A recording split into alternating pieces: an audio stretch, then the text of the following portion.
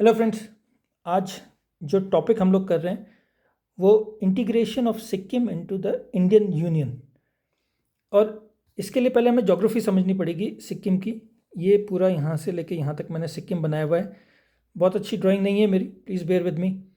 ये नॉर्थ सिक्किम है, west Sikkim, south Sikkim and east Sikkim.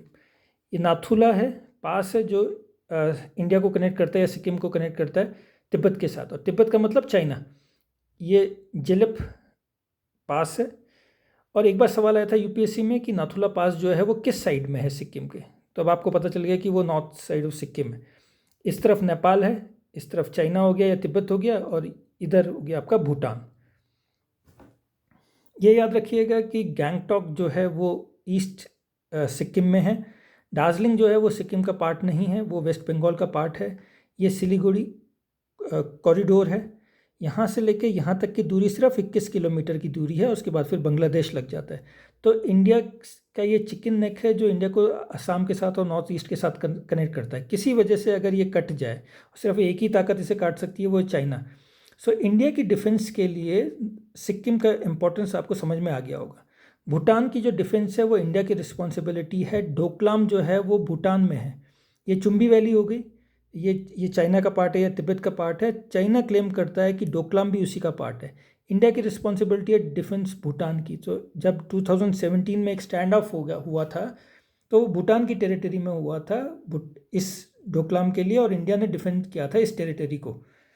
तो फिर मैं कह रहा हूँ कि ये इंडिया की डिफेंस के लिए बहुत इंपॉर्टेंट है सिक्किम। यहाँ की इथनिसिटी अगर हम देखें तो यहाँ पे नेपाली जो मूल के लोग हैं वो ज़्यादा है। नेपाली भाषा यहाँ पे 63% ऑफ द लोग बोलते हैं। इसके अलावा लेपचा हैं, इसके अलावा भूटिया लोग भी यहाँ पे रहते हैं।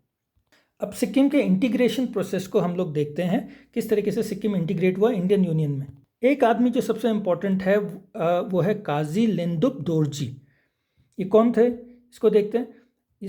इन्होंने स्थापना करी थी 1945 में सिक्किम प्रजामंडल मूवमेंट की। एक पार्टी है, और ये प्रजामंडल मूवमेंट जो था ये अक्रॉस इंडिया था। ब्रिटिश ने 100% इंडिया को कंट्रोल नहीं किया था, सिर्फ 65% ऑफ इंडिया को डायरेक्ट कंट्रोल किया था। 35% एरिया में प्रिंसेस रहते थे। जम्मू कश्मीर हो गया, ट्रवनकोर हो गया, टिहरी हो गया, और ये सिक्किम हो गया। तो वहाँ पे 1930s 40s में एक स्ट्रॉन्ग मूवमेंट चल रहा, जो कि एंटी मोनार्किकल मूवमेंट था, एंटी किंग मूवमेंट था, और प्रो इंडिया मूवमेंट था कि इंडिया के साथ इंटीग्रेट होना चाहिए। तो ऐसे सिक्किम में भी हुआ, जिसके लीडर ये थे लेंदुप दोरजी। सिक्किम प्रजामंडल मूवमेंट की उन्होंने स्थापना करी थी 1945 में, एक पार्टी थी। इसके बाद फिर उन्होंने बनाई थी सिक्किम नेशनल कांग्रेस, और आप नाम देखिए इंडियन नेशनल कांग्रेस या सिक्किम नेशनल कांग्रेस। तो इसका ऑब्जेक्टिव ये होगा इंडिया के साथ इंटीग्रेट करना, और डेमोक्रेसी होगी यहाँ पे। जब 1974 में चुनाव होते हैं यहाँ पे, तो इनकी party out of 32 seats 31 seats जीतती है लेजिस्लेचर में। और इसका ऑब्जेक्टिव क्या होता है, और ये पहले प्रधानमंत्री बनते हैं सिक्किम के फ्रॉम 1974 से 75 तक। तो ये स्टूड करती है एबॉलिशन ऑफ मोनार्की के लिए, ये पार्टी और ये व्यक्ति, और इंटीग्रेशन के इंडिया के साथ। तो इसका मतलब लोग जिन्होंने कि ओवरवेलमिंगली इनको सपोर्ट किया है, वो भी चाहते हैं कि इंडिया के साथ मिला जाए सिक्किम को। तो एक मूवमेंट था वहाँ पे, प्रो इंडिया मूवमेंट था, बहुत स्ट्रॉन्ग। और इनके कंट्रीब्यूशन के लिए इन्हें पद्म विभूषण से सम्मानित किया गया 2002 में। हम लोग इसको कंटिन्यू करेंगे अपने अगले वीडियो में। Thank you.